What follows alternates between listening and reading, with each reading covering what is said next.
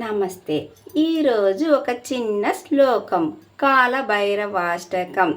అంటే ఇది మనము నేర్చుకొని చెప్పినట్లయితే మనం కష్టాల నుంచి బయటపడతాం అన్నమాట. అంటే పెద్ద పెద్ద కష్టాలను ఫేస్ చేయకుండా చిన్న కష్టాలతో తొలగిపోతూ ఉంటాయి అన్నమాట. కాబట్టి ఇది ప్రాక్టీస్ చేయండి. ఇది కొంచెం కష్టంగానే ఉంటుందన్నమాట. కాకపోతే మనం ఆ కష్టాలను భరించడం కన్నా ఈ కష్టం ఏం కాదు, ఇష్టంగా నేర్చుకోండి శ్లోకాన్ని. ఓకే.